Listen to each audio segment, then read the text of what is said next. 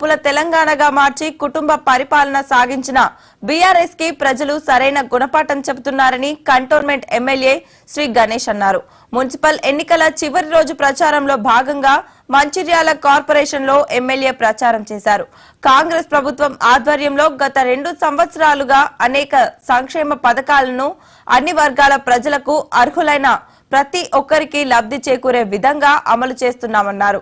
Congress party చేస్తున్న అభివృద్ధిని చూసి మున్సిపల్ ఎన్నికల్లో తిరుగులేని మెజార్టీతో గెలుస్తామంటున్న కంటోన్మెంట్ ఎమ్మెల్యే శ్రీ గణేష్ తో మా ప్రతినిధి శ్రీనివాస్ ఫేస్ టు ఫేస్.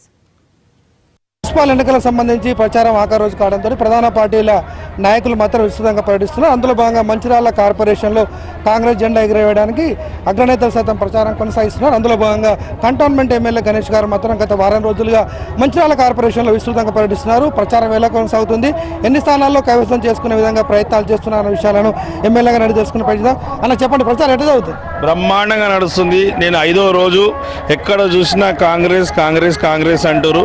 ఈరోజు 41 డివిజన్లో శ్రీ లక్ష్మి గారికి కూడా నేను ఇప్పుడు ఇస్త్రీ షాప్ కావచ్చు, కిరాణా షాప్ కావచ్చు, టీ షాప్లో కూడా మేము ప్రచారం చేస్తుంటే అడుగుతుంటే మేము అడగడమే కాకుండా ఏం వార్తావరణం అంటే ఎక్కడ చూసినా వాళ్ళు ఒకటే ఏమంటారు అంటే కాంగ్రెస్ ప్రభుత్వం ఉంది, కాంగ్రెస్ ఎమ్మెల్యే ఉన్నారు, కాంగ్రెస్ కార్పొరేటర్లు, కాంగ్రెస్ మేయర్ ఉంటేనే డెవలప్మెంట్ అవుతుంది.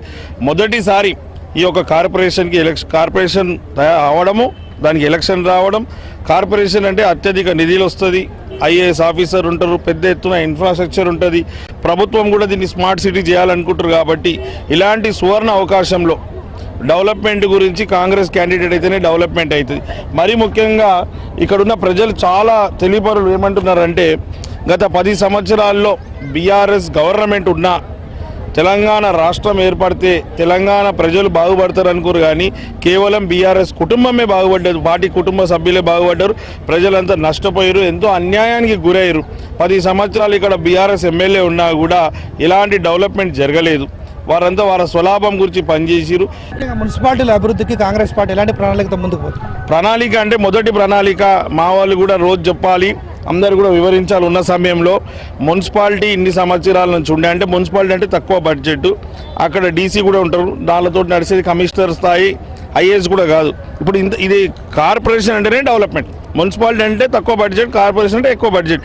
కార్పొరేషన్లో డెవలప్మెంట్ ఫాస్ట్ అవుతుంది, స్పెషల్ ఫండ్స్ కూడా వస్తుంది కాబట్టి గవర్నమెంట్ కూడా స్పెషల్ దృష్టి సరిస్తుంది కాబట్టి బ్రహ్మాండంగా డెవలప్మెంట్ అవుతుంది. మరీ ముఖ్యంగా ఇలా అవసరాలు తెలుసు, సమస్యలు తెలుసు. ఇప్పుడు పవన్ కూడా ఉన్నాడు, ఎన్నో సంవత్సరాల నుంచి ప్రజా జీవితంలో ఉన్నారు కాబట్టి వీరికి కూడా స్థానికంగా ఏది అవసరాలు, ఏ సమస్య ఉంది వీళ్ళకి పూర్తిగా అవగాహన ఉంది. కాబట్టి ప్రజలందరినీ నేను కూడా ఒక విజ్ఞప్తి చేస్తున్న ఏంటంటే కాంగ్రెస్ పార్టీ ఎప్పుడు కూడా పేదల పార్టీ, మొత్తం డెవలప్మెంట్ గురించి చూసే పార్టీ, తెలంగాణ రాష్ట్రం ఇచ్చిన పార్టీ కాంగ్రెస్ పార్టీ. సోనియా గాంధీ గారు ఈరోజు ఇంత నిధులు తీసుకొచ్చారు.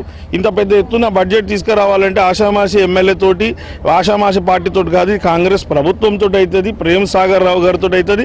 ప్రేమ్ సాగర్ రావు గారు బలపరిచిన క్యాండిడేట్లతోటి డెవలప్మెంట్ అవుతుంది.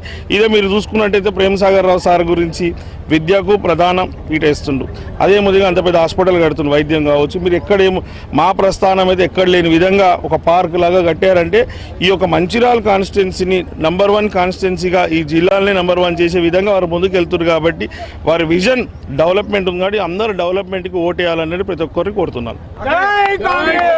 ఆఖరి చెప్పండి అన్న, ప్రధానంగా రాష్ట్రంలో ఎన్ని మున్సిపాలిటీలలో కార్పొరేషన్లో కాంగ్రెస్ జెండా ఎగరబోతుంది? లాస్ట్ ఓటర్లకు ఏం చెప్తారు?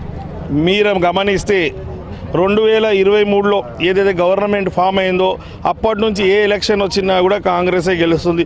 ప్రభుత్వము సంక్షేమ పథకాలు, ఎమ్మెల్యేనేమో అభివృద్ధి, రెండు బాగా డెవలప్మెంట్ అయితే సంక్షేమం జరుగుతుంది, అభివృద్ధి జరుగుతుంది. సంక్షేమంలోకి వచ్చినట్టయితే గతంలో దొడ్డు బియ్యం ఇస్తుండే, పాపం పేదలు దొడ్డు బియ్యం తినక సన్న బియ్యం కొనక ఎంతో ఇబ్బంది పడిరు. ఇప్పుడు సన్న బియ్యం వచ్చినాక అందరు సంతోషంగా ఉన్నారు.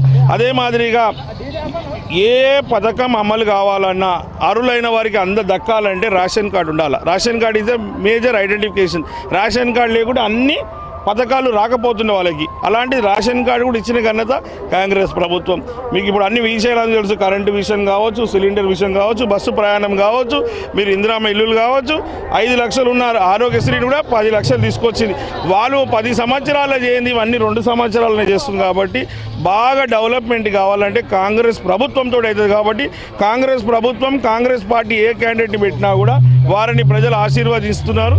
ప్రజలు ఆశీర్వదించాలా, మీకు సేవ చేసే అవకాశం షేర్ శ్రీలక్ష్మి గారికి కల్పించాలని మనసారా ప్రార్థిస్తున్నాను. ఎమ్మెల్యే గారు చెప్తున్న పరిస్థితి ముఖ్యంగా కాంగ్రెస్ అత్యధిక స్థానాల్లో గెలుస్తుందని చెప్తున్నారు. ముఖ్యంగా 100 పైగా స్థానాల్లో కాంగ్రెస్ పార్టీ విజయం సాధిస్తుందని చెప్తున్నారు. ముఖ్యంగా గత ప్రభుత్వం చేసినటువంటి ఏదైతే తప్పిదాలున్నాయో అవన్నీ మాకు కలిసి వస్తాయి. ముఖ్యంగా కాంగ్రెస్ పార్టీ 2 ఏళ్ల పాలన అభివృద్ధి మమ్మల్ని గెలిపిస్తుంది. ముఖ్యంగా మంచిర్యాల కార్పొరేషన్లో అత్యధిక స్థానాల్లో మేము విజయం సాధిస్తామని చెప్పేసి ఎమ్మెల్యే గణేష్ చెప్పినటువంటి పరిస్థితి కనిపిస్తుంది. ఓవరాల్గా మాత్రం ప్రచారం మాత్రం ఊపందుకుందని చెప్పుకోవచ్చు. కొద్ది గంటల్లో ప్రచారం ముగిన నేపథ్యంలో ప్రధాన పార్టీలకు సంబంధించినటువంటి అభ్యర్థులు మాత్రం ఓవరాగా ప్రచారం చేస్తున్నారు. ప్రజలు సంతోష కలిసి శ్రీనివాస్